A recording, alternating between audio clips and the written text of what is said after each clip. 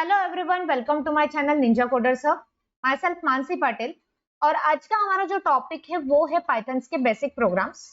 Python कैसे work करता है और कितनी सिंपल लैंग्वेज है। तो देखा जाए तो देखो कि आज मैं एक प्रिंटफ फंक्शन यूज कर रही हूँ। सॉरी, प्रिंट फंक्शन यूज करने के बाद में अगर मैंने डबल कोट में हेलो हेलो लिखा, ये देखो हेलो, तो अगर मैंने इंटर मार दिया तो ये हेलो प्रिंट कर रहा है।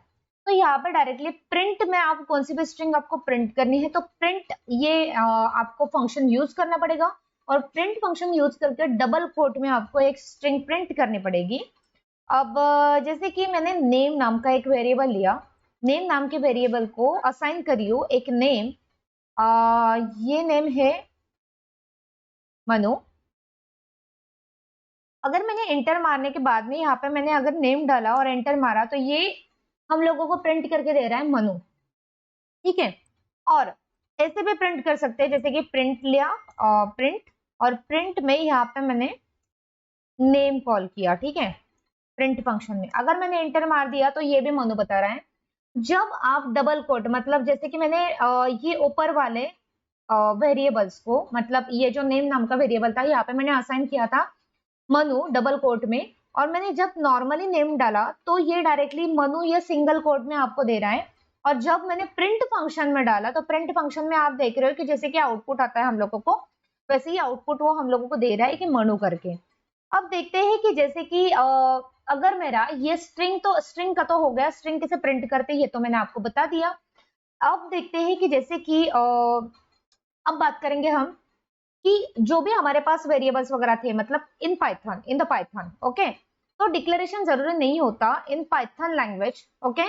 सो डिक्लेरेशन इज नॉट रिक्वायर्ड। जैसे कि सी और सी प्लस प्लस लैंग्वेज देखा जाए तो हर एक वेरिएबल का हम लोगों को डिक्लेरेशन करना पड़ता है। जैसे कि चाहे वो इंटीजर है या फिर वो कैरेक्टर है या फिर वो फ्लोट है, वो हम लोगों को डिक्लेयर करना पड़ता था कि ये इंट ए करके, मतलब ए नाम का जो वेरिएबल है वो इंटीजर टाइप का है। हमने अगर फ्लोट बी ले लिया तो बी नाम का जो वेरिएबल है वो हमारा फ्लोट टाइप का है।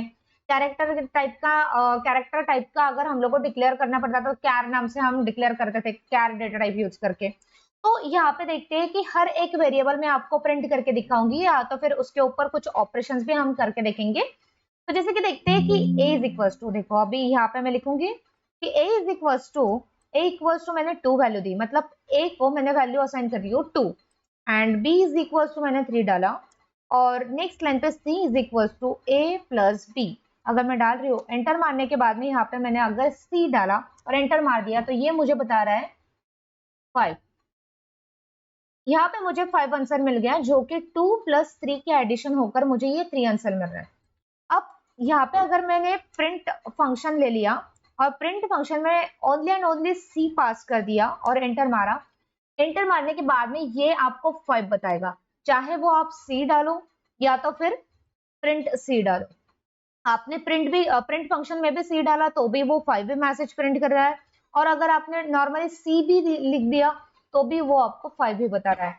तो आप देख सकते हो कि ये कितनी इजी लैंग्वेज है। यहाँ पे डिक्लेरेशन वगैरह कुछ भी आपको ऐसी नीड नहीं है कि आपने डिक्लेरेशन करना ही चाहिए, ये इंटीजर टाइप का है या फ्लोट टाइप का है। अब देखते हैं कि ए की वैल्यू अगर मैंने 2 दे दी, ए की वैल्यू अगर मैंने 2 दे दी और b is equals to 5.5, then c equals to a plus b and then c equals to 7.5।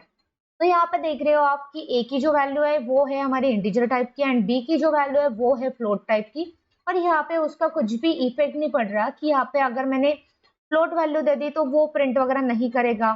तो यहाँ पे देख सकते हैं कि 7.5 आपको आंसर मिल चुका है। ठीक है। अब यहाँ पे लिखने वाले हैं हम आइडियली में ये जो मैंने फाइल है, न्यू पेज मैंने ओपन किया और न्यू पेज पे यहाँ पे मैं लिखने वाली हूँ कि हमारा स्क्वायर रूट का programme.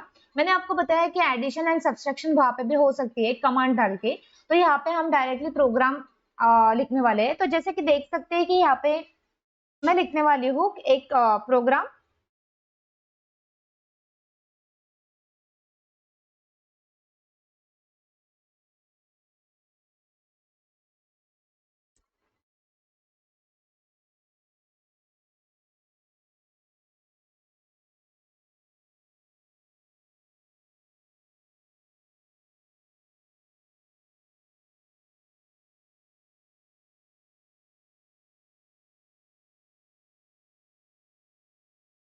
Program to find the square root of the number, यहाँ पे हम स्क्वायर रूट फाइंड आउट करने वाले हैं। तो जैसे कि देख सकते हैं कि यहाँ पे मैं एक काम करूंगी कि x नाम का एक वेरिएबल ले रही हूँ।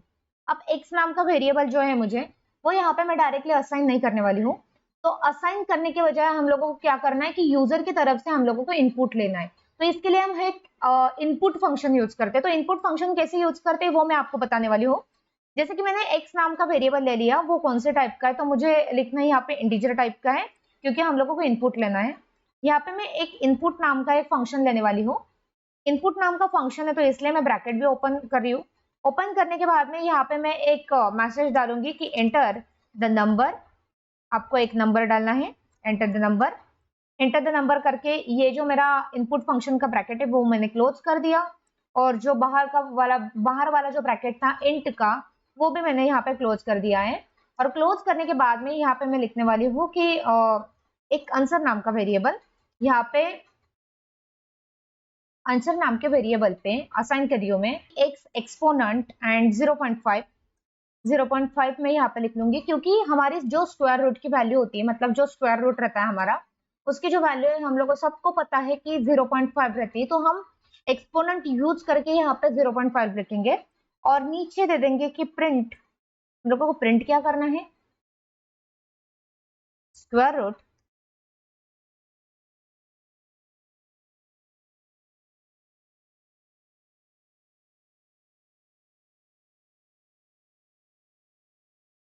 Square root equals to double quote complete, यहाँ पे इक्वल्स टू चाहिए।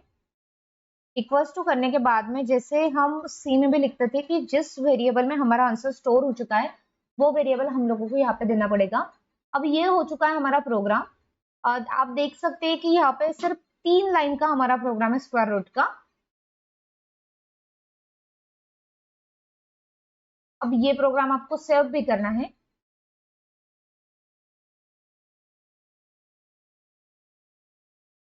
स्क्वायर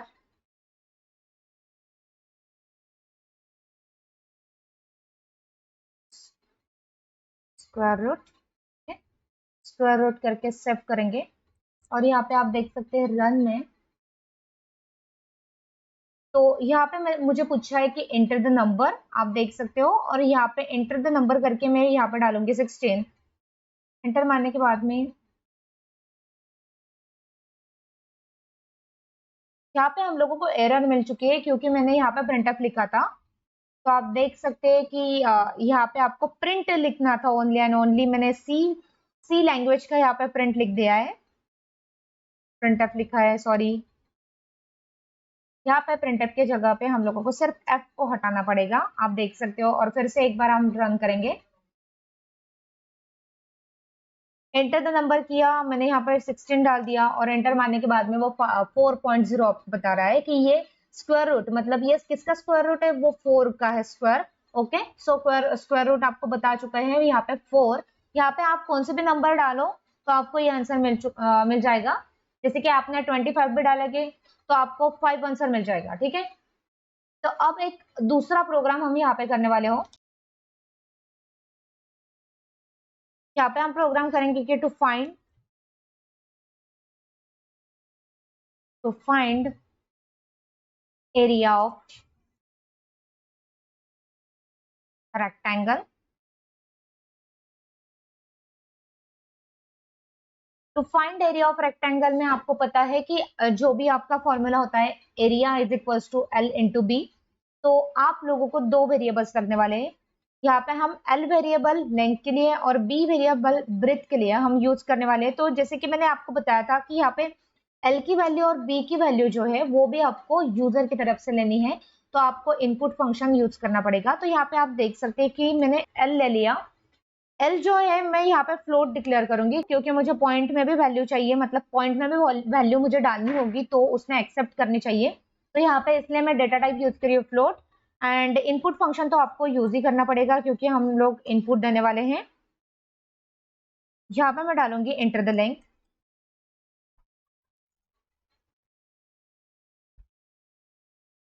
ओके, यहाँ पे मेरा मैसेज मैंने दे दिया। अब मैं बी वेरिएबल लूंगी और बी वेरिएबल मेरा वो भी फ्लोट टाइप का है। तो यहाँ पे मैं एक इनपुट फंक्शन यूज करी हूँ। ये भी मुझे इनपुट ही लेना है। इनपुट फंक्शन का ब्रैकेट ओपन करके यहाँ पे आपको डालना पड़ेगा कि एंटर द ब्रेथ। यहाँ पे मेरे दोनों मैसेज जो है मैंने मैसेज डाल दिए हैं। तो आप देख सकते हैं कि यहाँ पे हम लोगों को डायरेक्टली अब एल और बी की वैल्यू कीबोर्ड की तरफ से वो एक्सेप्ट करेगा। एक्सेप्ट करने के बाद में उसके ऊपर ऑपरेशन कुछ तो भी परफॉर्म होना चाहिए। तो हम लोगों को एरिया निकालना है, तो area is equal to L multiply by B हम यहाँ पे दे देंगे। और जो भी आपका जो आंसर है, मतलब जो भी आपको एरिया कैलकुलेट करना था, वो हमने कहाँ पे, मतलब जो भी हमारा आंसर होगा वो कहाँ पे स्टोर हो चुका है, तो वो एरिया में स्टोर हो चुका है। तो यहाँ पे मैं एक प्रिंट नाम का एक वेरिएबल यूज करूंगी, प्रिंट। और प्रिंट करने के बाद में यहाँ पे मैं लिखूंगी कि एरिया इज इक्वल्स टू, यहाँ पे अच्छे सा मैसेज हम प्रिंट करेंगे, area of rectangle equals to, and जो मेरा जो भी मैंने यहाँ आपने यहाँ पे जो भी आपने वेरिएबल यूज किया है, जैसे कि एरिया, एरिया का मेरा ए जो है वो छोटा ही यूज किया है मैंने, तो छोटा ही लिखो यहाँ पे। बड़ा मतलब कैपिटल ए अगर आपने लिख दिया पहले वाले मतलब यहाँ पे, तो वो आपको रॉन्ग बताएगा, क्योंकि जो भी आप वेरिएबल यूज करते हैं ना वही वेरिएबल आपको यहाँ पे भी लिखना है। तो ये हमारा प्रोग्राम हो चुका है। तो जैसे कि देखते हैं, देखो ये सेव करना पड़ेगा आपको, ये भी आप सेव करिए, area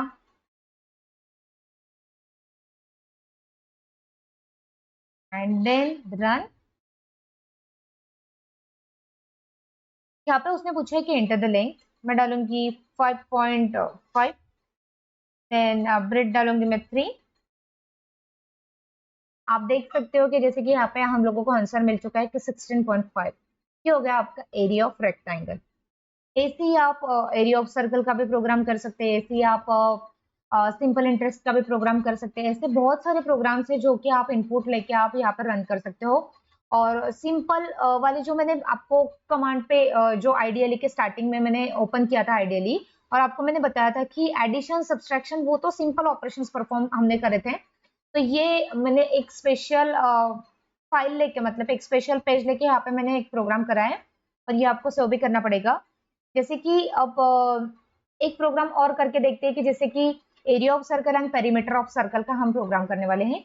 area of circle and perimeter के सर्कल, पेरीमीटर ऑफ सर्कल, यहाँ पे new file,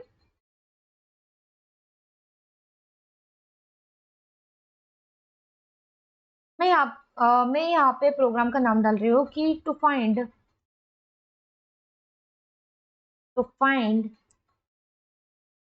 the area of circle and perimeter of circle.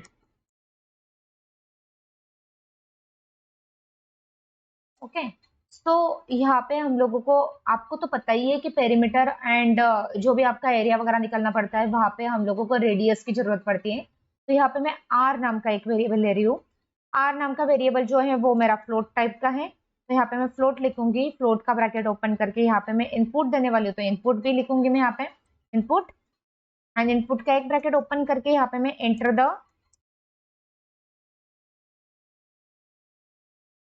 The radius. Radius की वैल्यू यहाँ पे आप लोगों को डालनी पड़ेगी। डालने के बाद में यहाँ पे रेडियस लेने के बाद में हम यहाँ पे डायरेक्टली एरिया इक्वल्स टू जो भी हमारा फॉर्मूला है एरिया का, तो वो है पाई आर स्क्वायर। तो यहाँ पे मैं पाई की डायरेक्टली वैल्यू पुटअप कर दूंगी 3.14, या तो फिर आप लोग पाई इज इक्वल टू 3.14 ये वैल्यू पहले भी असाइन कर सकते हैं, पर यहाँ पे मैं डायरेक्टली 3.14 वैल्यू पास करी हूँ, और यहाँ पे R multiply by R. Then आपको पेरीमीटर भी पेरीमीटर का एक वेरिएबल लेना पड़ेगा। तो मैं यहाँ पे एक शॉर्ट वेरिएबल लूंगी पेरी, एंड इसका जो फॉर्मूला रहता है वो 2 पाई आर रहता है, तो वो यहाँ पे मैं लिखूंगी 2 मल्टीप्लाई बाय 3.14 जो हमारी पाई की वैल्यू है, और यहाँ पे आर। ठीक है,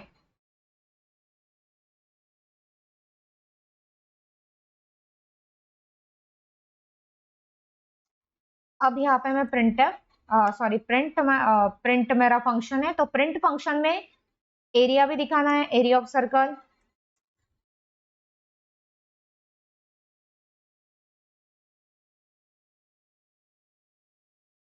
area of circle equals to, और जो मेरा वेरिएबल दिया था मैंने वही वेरिएबल यहाँ पे भी आपको डालना पड़ेगा। ये होगा मेरा प्रिंट का मैसेज क्लोज, प्रिंट का ब्रैकेट क्लोज, एंड यहाँ पे भी मैं प्रिंट लिखती हूँ, प्रिंट, एंड यहाँ पे पेरीमीटर ऑफ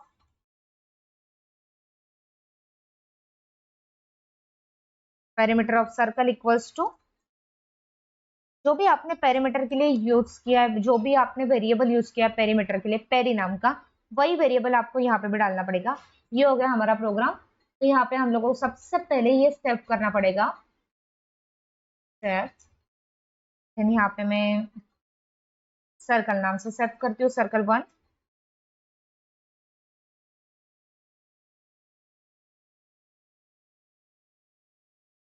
देखो यहाँ पे मुझे वो पूछ रहा है कि एंटर द रेडियस। अगर मैंने एंटर द रेडियस की वैल्यू मैंने अगर 7 डाल दी और एंटर मारी हो, तो यहाँ पे आपको एरिया भी मिल जाएगा और आपको पेरीमीटर भी मिल जाएगा। ये हो गया हमारा आज का टॉपिक। आज के टॉपिक में मैंने आपको सभी बेसिक प्रोग्राम्स पाइथन के थे जो मैंने बताया, जैसे कि एरिया ऑफ सर्कल था, एरिया ऑफ रेक्टेंगल था। ये जो सिंपल सिंपल प्रोग्राम्स है वो मैंने ले लिए। नेक्स्ट वीडियो में हम नेक्स्ट टॉपिक सीखेंगे। अगर आज का वीडियो आपको अच्छा लगा हो तो please like, share and subscribe. Thank you so much.